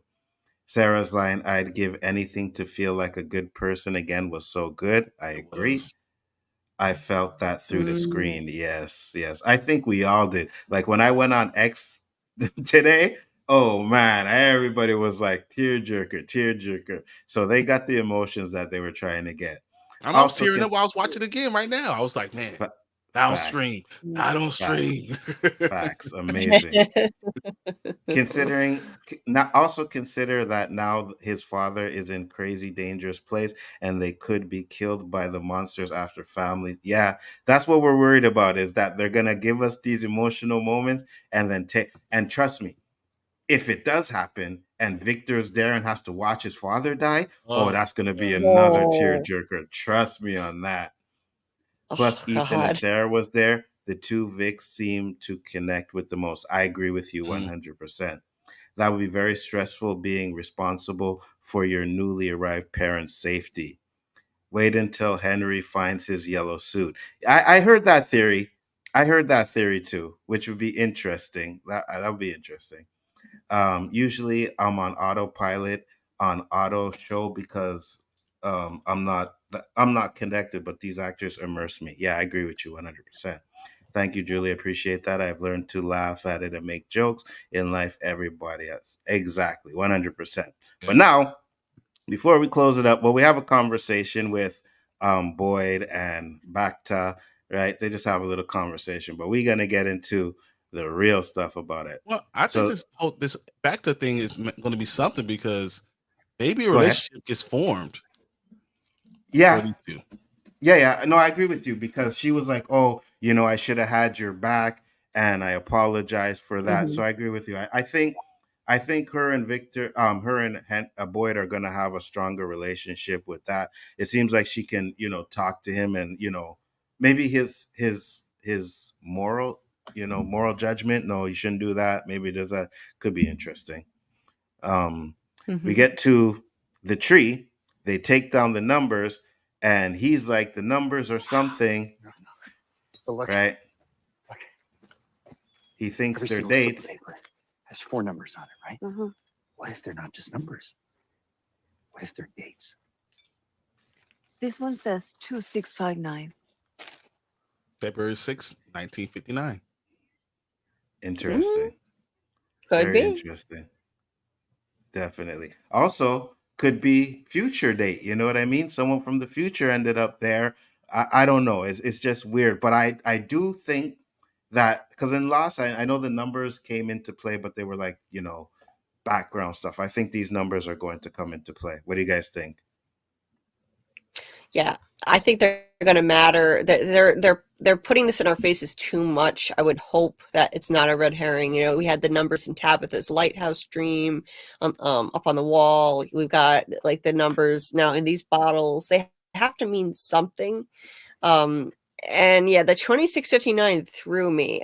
I haven't been of the mindset that we're going to get some major time travel in this show. Maybe a little bit within Fromville, like maybe Boyd went back in time to some kind of dream state in the past when he saw Martin. But outside of Fromville, I don't know if we're going to see something crazy like that, but it's possible. It's possible. But I tend to think that maybe these numbers mean something different than what we thought. Maybe it could be February 6th, 1959, or some kind of coordinates or address numbers for people in someone's houses or something like that. They're going to matter.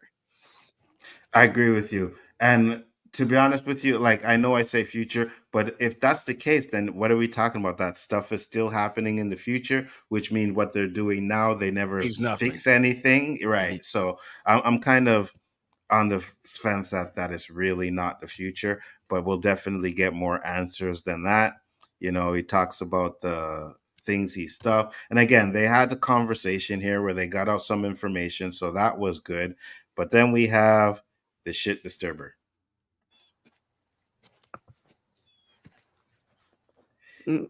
Bottles are a nice touch. What are you doing here?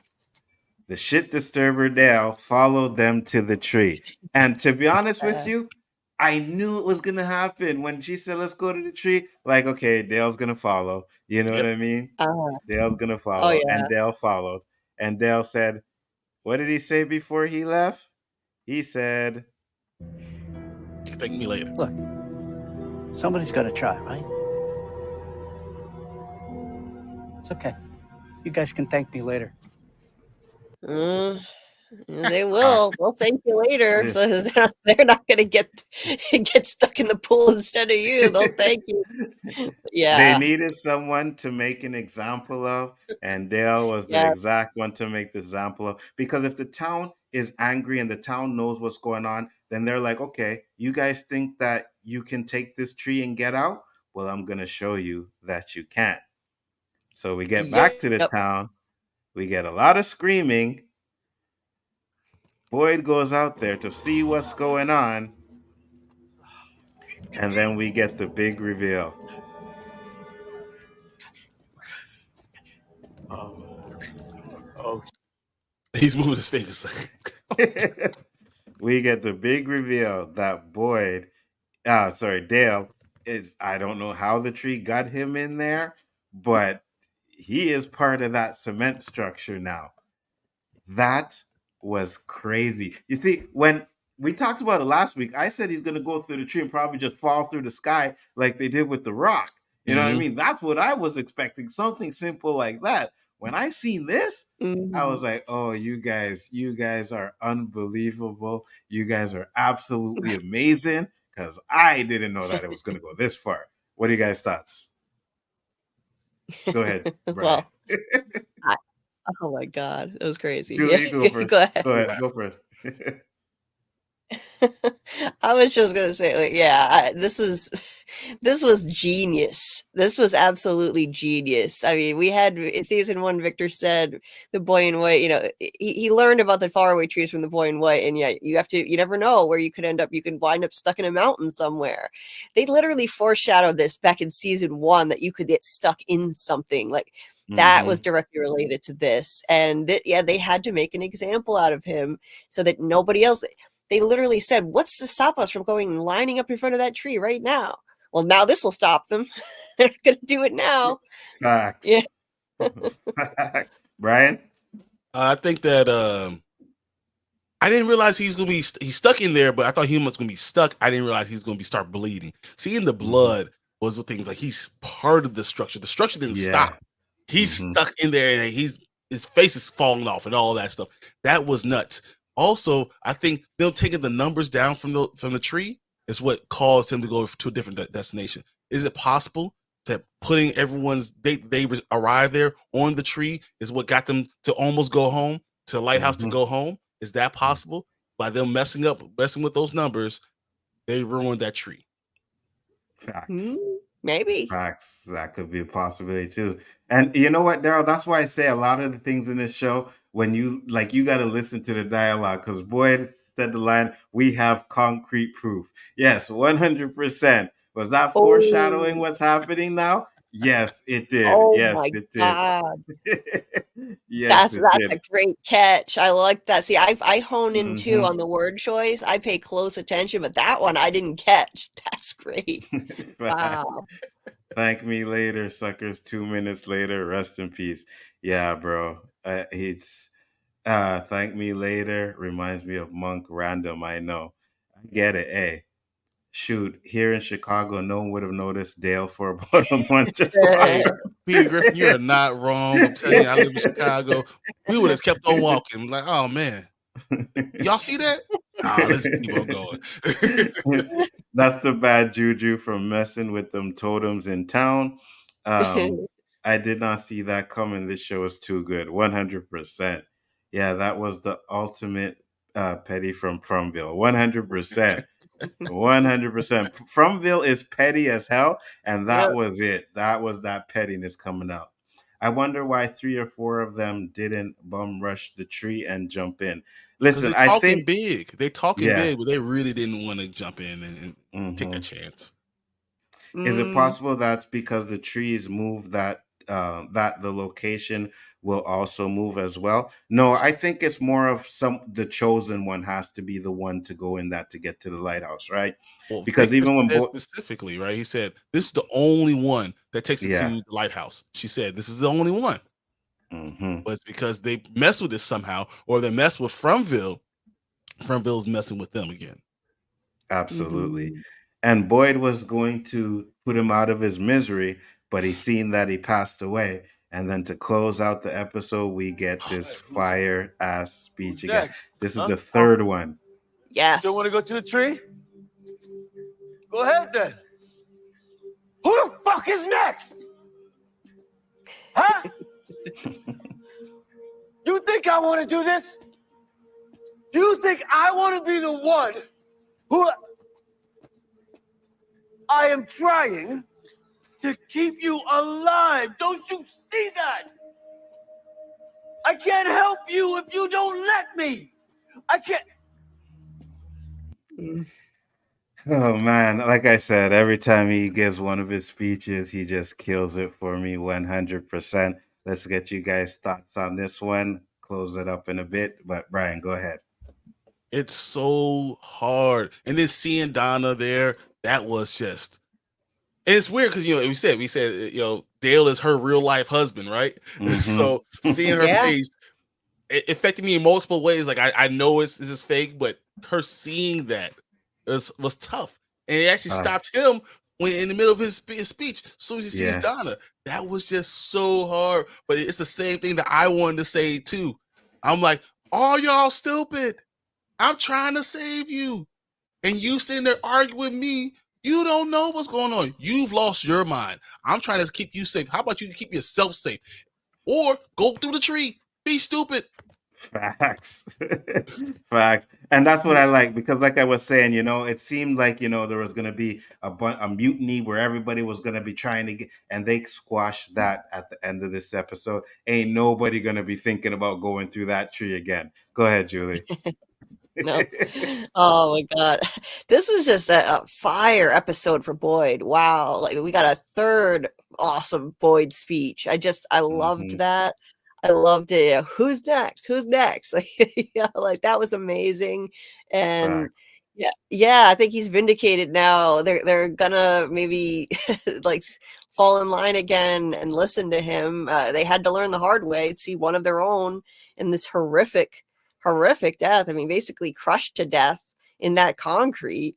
I mean, he was still alive at first. You could even see like blood in his eye. Like that was crazy. Like that was horrific. And what a way to go out. I mean, like we never saw anything like that before. The monsters like to put people's bodies on display. They always tend to like lay them out. They like when like they killed Tom underneath the house, they went to the trouble of dragging his body out into the open. And this is just the ultimate way to put someone on display. Like now they can't even do anything with the body. I don't know what they're gonna do. He's just stuck in there. Chisel that out. Facts. and you're correct, because even the girl with the metal thing in her head, right? They left her out there for everybody to see too. So you're right. They like to display certain things that are going on. Like, okay, you guys think you're gonna get away? Now you're gonna have because either you, like you said, they're gonna have to dig him out, or they're gonna have to look at him in that cement thing every day. It's probably gonna be Boyd once again with a mallet trying to get him out, chiseling it out again. Facts. The panel is correct. From has put the Emmy nomination team on notice. I hope they do. I really hope they get some sort of nomination. Not just a nomination, a win. You know what I mean? I want Boyd to win for Best Actor in a TV series. You know what I mean? Give Donna Best Supporting Actor. I don't care. I just want them Best Show, Best anything. Just they need to get some awards for this, because this show, look what it's doing. It has us on here every week coming up with theory after theory. You know how many people theories have changed because of this show, right? One week is this, the next week is something else. So it's doing an amazing job. Let me just see if there's any more to his speech.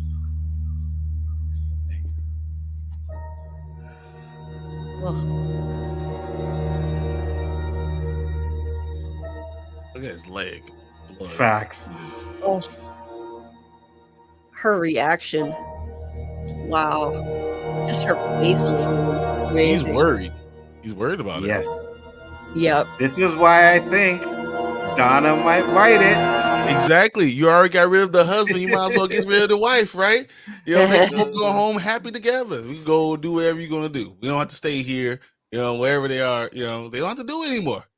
That's why that's why I think Donna might bite it. I hope not. I want to see her make it to the end. I really do. But yeah, we have a beloved character that's gonna die, and I think it's gonna be her. Either her or Fatima's gonna kill Ellis at the end of the season, and it's gonna drive Boyd even more crazy. So I think one of those things are gonna happen. We'll see. But that is it. That was the episode. Thank you to my panel that came on here to discuss it with me. Thank you to everybody in the chat that was here. I appreciate it. I'm going to let everybody shout out their channels one more time. Brian, where can they find you?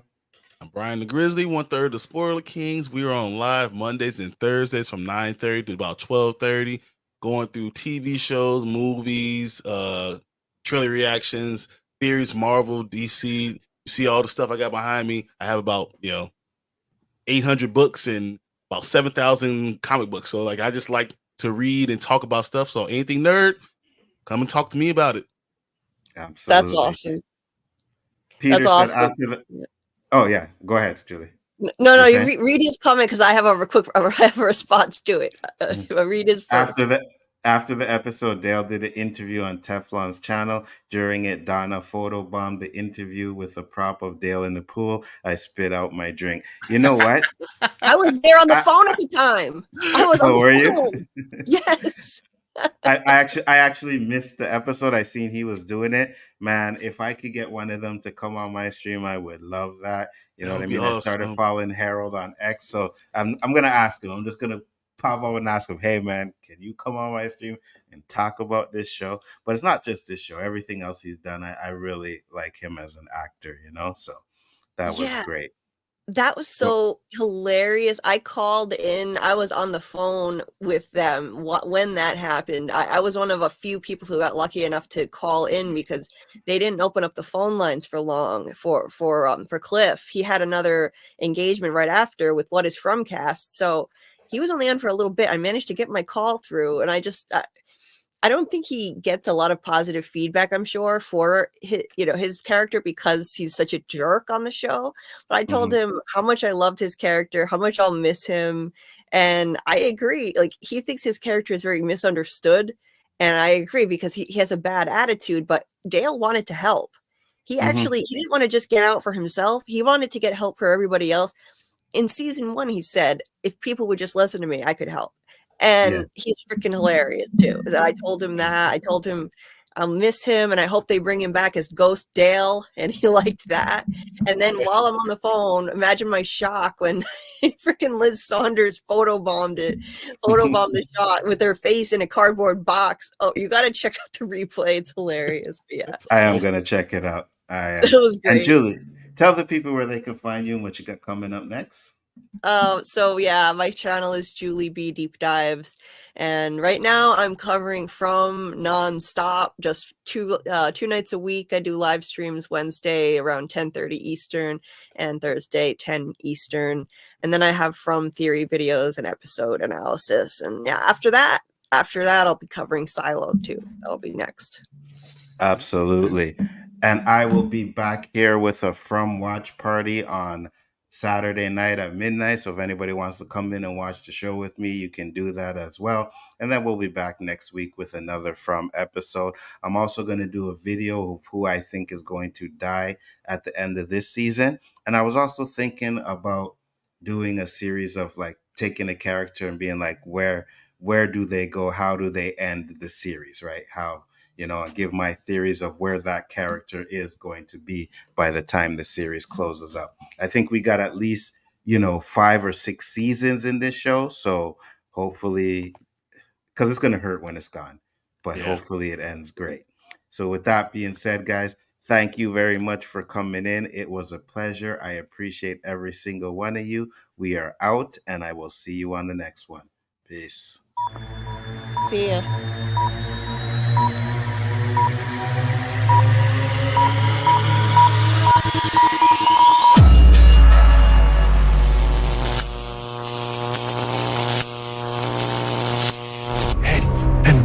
Really quiet. Christy has an ultrasound machine. Wait, what? It was on the ambulance that came into town. So you really think this is going to tell you anything? I don't think anything's here by accident. You really want to beat this place? Sober up. Is someone upstairs? No. Oh my god. Huh? No.